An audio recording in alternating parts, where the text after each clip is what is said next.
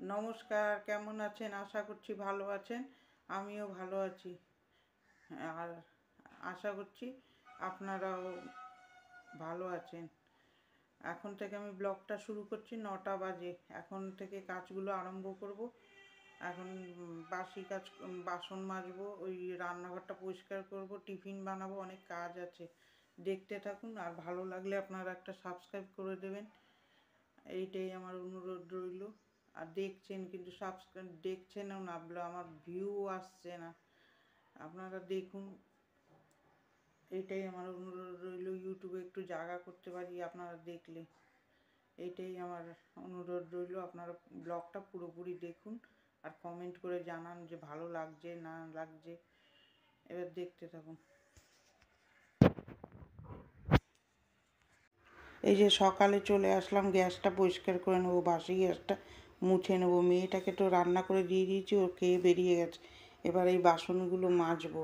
আমার গ্যাস দুইবারই মোছা হয়, সকালে একবার মুছে নিই, বিকালে যে বাসনগুলো মেজে নিচ্ছি। এবার কালকে রাত্রের বাসনও রয়েছে, একবারে সব বাসন নিয়ে গুছিয়ে নেব। বাসনগুলো সুন্দর করে মেজে নিচ্ছি। সকালে উঠে ওই একটু বসেছিলাম, আজকে একটুখানি গা ঢিল দিয়েই কাজ করেছি, নাহলে এতক্ষণে হয়ে যায়, 9টা বাজে। এইসব বাসনগুলো মেজে নেবো। এখন যে কাজে বসবো আর বেশি দেরি করবো না। এই যে বাসনগুলো ধুয়ে নিচ্ছি সুন্দর করে, ধুয়ে নিয়ে তারপরে টিফিন বানাবো। টিফিনটা বানাবো। ঘরটা ঝাড় দিয়ে নিয়েছি সকালবেলা, ওইটা আর আপনাদের সাথে শেয়ার করলাম না। এই ঘর বাসন মাজা দিয়ে শেয়ার করলাম। এই যে সব কাবলি ছোলা সিদ্ধ করে নিয়েছি, রুটিটা করে নিয়েছি, ওটা শেয়ার করলাম না। এখানে কড়াইতে তেল দিলাম, গোটা জিরা আর পেঁয়াজ, রসুন, আদার পেস্টটা দিয়ে দিলাম। ওখানে ওই কুকারটা সিটি মেরে রেখেছে, আজকে প্রচণ্ড জ্বালিয়েছে। কাবলি ছোলা রাত্রে ভিজায়নি, সকালে ভিজিয়েছি, ওই জন্য সিটিও অনেকগুলো দিতে হয়েছে। এবার ফাইনালি হয়ে গেছে। ওই কুকারটা খুলবো ওইদিকে, আর এদিকে এই মশলাটা কষাবো। রুটি হয়ে গেছে। আজকে আমাদের টিফিন করতেও খুব দেরি হয়ে গেছে, 10:30 বেজে যাবে। এই যে সুন্দর করে মশলাটা কষিয়ে নেব, কষিয়ে নিয়ে কাবলি ছোলাটা দিয়ে দেবো। কাবলি ছোলা খেতে বেশ ভালোই লাগে। এরকম মাখা মাখা করে ঝোল করব। কিন্তু কাবলি ছোলা রাত্রে না ভিজালে, সকালে ভিজিয়েছি বলে আজকে প্রচণ্ড সিটি মারতে হয়েছে। ওই সুন্দর করে কাবলি ছোলাটা হয়ে গেছে। এবার ওর সাথে নতুন আলু তো ওগুলোও দিয়ে দিয়েছি, ওগুলো সিদ্ধ হবে না তাহলে। এই যে কাবলি ছোলাটা বসিয়ে দিয়েছি, ওদিকে দেখুন 1 গামলা বাসন, ওগুলো তারপরে গুছাবো। দেখতে থাকুন। এই টিফিন খেয়ে উঠলাম, এখন 11টা বাজে। এখন রান্নায় হাত দেবো। এক এক দিন কী হয়, কালকে বেশ তাড়াহুড়ো করে কাজ করছিলাম, আজকে কাজটা ঢিল হয়ে গেছে। এখন রান্না বসাবো, দেখি এখন ঝটপট করে রান্না করবো, কাপড় কাচবো, আছে কাজ অনেক, কিন্তু আজকে গা ঢিল দিয়ে দিয়েছি, আজকে আবার ঢিল পড়ে গেছে কাজে। টিফিন করে উঠলাম, এবার রান্না বসাবো। ভাত ডালটা বসিয়ে নিই, বাসন গুছাবো। এই 1 গামলা বাসন মাজলাম, বাসনগুলো গুছাবো, ভাত বসাবো। দেখতে থাকো। এই যে এবার বাসনগুলো গুছাবো, আর এদিকে ভাতের হাঁড়িটা বসাবো। এই যে ভাতের হাঁড়ি আর ডাল বসিয়ে দিলাম, দিয়ে বাসনগুলো গুছিয়ে নেব। যেদিন কাজের বেশি ইন্টারেস্ট আছে, সঙ্গে সঙ্গে তাড়াতাড়ি করে নেবো। আবার এক এক দিন একটু ইচ্ছা করে না, যে বসলেই সেদিন দেরি হয়ে যায়। ওই রোজ তো আর সবার সমান যায় না, ওরকম একদিন দুদিন একটু হয়। এই যে বাসন টাসনগুলো গুছিয়ে নিলাম, এই টিফিন কারি এগুলো গুছিয়ে রেখে তারপরে ভাত ডাল বসিয়ে দেবো। দিয়ে তারপরে ওইদিকে আবার কাপড় জামাও আছে আজকে ভিজানোর, ভিজিয়ে নেবো। ওই যে এই কাপড় জামাগুলো ভিজিয়ে নেবো একটা একটা করে। এবার বিছনার চাদর নিয়ে নিয়ে কাচবো। গরম শীত তো যাওয়ার সময়, এখন এই শীতের জামা কাপড় কাচতে কাচতেই হয়ে যাবে, রোজই একটা না একটা থাকবে। বিছনা দিয়ে একটা চাদর কেচে দিলাম, এবার একটা একটা করে কাচবো সব। তারপরে চলে আসলাম রান্নাঘরে। ভাত ডাল আলু ভাজা হয়ে গেছে, ওদিকে আরে পালং শাকের তরকারিটাও হয়ে গেছে। এদিকে আলু ভাজাটা করছি, আর পাবদা মাছটা ভেজে নেব। পাবদা মাছটা আমার মেয়ে খেতে খুব ভালোবাসে, আমার অত ভালো লাগে না। এই আলু ভাজা হয়ে গেল, ওইদিকে পোস্ত বসাবো। পোস্ত, চালমগজ আর কাজু বাদাম দিয়ে বেটে নিয়েছে। মাছেরটাও তাই, আর ওই পোস্তটাও ওরমভাবেই বানাবো। এদিকে মাছগুলো ভাজতে বসালাম, ওইদিকে পেঁয়াজ দিয়ে আজকে পোস্ত করবো। একটু পেঁয়াজ আর পাঁচফোড়ন দেবো, দিয়ে তারপরে ওর মধ্যে আলুটা দিয়ে ভাজবো। আলুটা আলুটা দিয়ে ভাজবো, মাছটা ভেজে নেব। মাছটা ভেজে নিচ্ছি একই মশলা, কিন্তু ওই আলুটা ভাজতে দিয়ে তারপরে আমি এখানে মাছগুলো ভেজে নেব। গা মাখা ঝোল করব, একদম পোস্ত মাছের ঝোলটা। ওইটা খেতে ভালো লাগে, কিন্তু আমার ভালো লাগে না, মেয়েটার আবার ভালো লাগে। এই যে পোস্তটা দিয়ে দিলাম, আবার ওইটাও সেম মশলাই হবে। ওইটা একটু পোস্ত আর কাজু বাদাম সর্ষে দেবো, 3টে পেস্ট করে ওইটার ঝোল করবো, একদম গা মাখা। আমি পেঁয়াজ টিয়াজ দিয়ে করি না, ভালো লাগে না আমার ওই পেঁয়াজ দিতে সর্ষে বাটা। এই যে তেলের মধ্যে একটু কালো জিরা দিলাম, আর ওই পেস্টটা দিয়ে একদম গা মাখা ঝোল করবো। এই যে এই পেস্টটাও করে নিয়েছি। এরমভাবে করে খেয়ে দেখবেন, পাবদা মাছ খেতে ভালো লাগেই যায়। কাজু বাদাম পোস্ত আর সর্ষে দিয়ে একটুখানি স্বাদ মতন লবণ হলুদ দেবো, কাঁচা লঙ্কা বেটে দিয়েছি, দিয়ে এই যে সুন্দর করে একদম গা মাখা হলুদ আর লবণ দেবো, দিয়ে মাখা ঝোল করবো। আর ওখানে পোস্তটা ওই যে সিদ্ধ হচ্ছে, তাহলেই রান্নাটা হয়ে যাবে। আমি আজকে খুব তাড়াহুড়ো করে 1 ঘন্টার মধ্যে রান্নাটা নামিয়ে দিয়েছি। একবার কাজে ধরলে আবার তখন আবার কাজ করতে ভালো লাগে, বসলে আবার একটুখানি বসে করে দেরি হয়ে যায়। এই যে স্বাদ মতন লবণ দেবো আর একটু হলুদ দিয়ে করবো, গা মাখা ঝোল করবো। আমি পাবদা মাছটা যে পেঁয়াজ দিই না, পেঁয়াজ দিলে আমারও সর্ষে বাটা পেঁয়াজের গন্ধটা ভালো লাগে না। এই যে সুন্দর করে হলুদ দিয়ে কষিয়ে নেবো। একজন এক রকমভাবে রান্না করে, আমি আবার এইভাবে বানাই। পোস্তটা এই যে সুন্দর করে হচ্ছে, পোস্ত হলেই হয়ে যাবে, পোস্ত আর মাছের ঝোল। এটা কষিয়ে নিয়ে গা মাখা ঝোল করবো।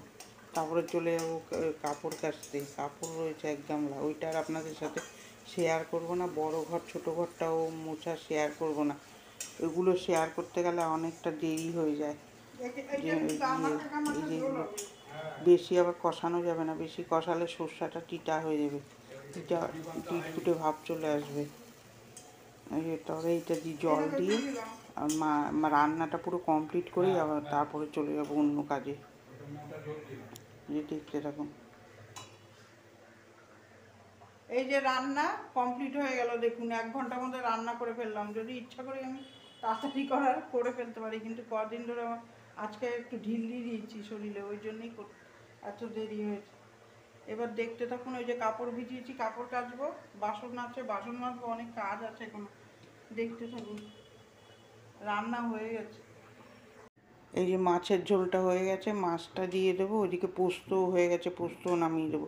এই যে দুপুরের লাঞ্চ মেনুতে হয়েছে ডাল, এদিকে ওই সোয়াবিন দিয়ে তরকারি করেছি, পোস্ত, আর ওইদিকে মাছের ঝোল। রান্না শেষ, দুপুরের মেনু দেখলেন। এবার বাসনটা মেজে নিই, আবার এই বাসনটা মাজলেই শেষ দুপুরের বাসন মাজা। এবার দেখতে থাকুন। এই যে বাসনগুলো এবার মেজে নেবো। ওই ভুল বলেছিলাম, পালং শাক, সোয়াবিনের তরকারি করেছিলাম, ওইটা সোয়াবিনের তরকারি, পালং শাক না, ওইটা ভুল হয়ে গেছে বলা। এই যে বাসনগুলো মেজে নেব।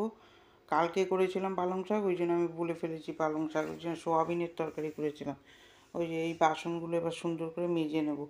মেজে নিয়ে তারপরে এই রান্নাঘরে ওই ভাতের ন্যাকড়াগুলো ভালো করে গ্যাসে বসিয়ে ফুটাবো। ওরমভাবে ফুটিয়ে না কাটলে না পরিষ্কার হয় না। আর একটা মশলাপাতির কৌটা ফাঁকা হচ্ছে, আমি ধুয়ে ফেলছি। আমি ওই করি, একবারে না নিয়ে বসে একটা করে ধুলে পরিষ্কার থাকে, তেল ক্যাস্টাটা থাকে না। ওই জন্য মশলা শেষ হয় একবারে ধুয়ে ফেলি। তারপরে আবার এই যে চলে আসলাম, গ্যাস ধরিয়েছি, কিন্তু গ্যাস ধরিয়ে সার্ফ দিয়ে যে ন্যাকড়াগুলো ভালো করে ভিজিয়ে ফুটাবো, ফুটিয়ে তারপরে কাচবো, তাহলে এই যে তেল কাজটাটা চলে যায়। আর না হলে ওইভাবে ভিজিয়ে কাচলেও তেল কাজটা যাবে না, গরম জল দিয়ে কাচলেও যায় না, আমি দেখেছি। আগুনে এরমভাবে ফুটিয়ে কাচলে তাড়াতাড়ি ছেড়ে দেয়।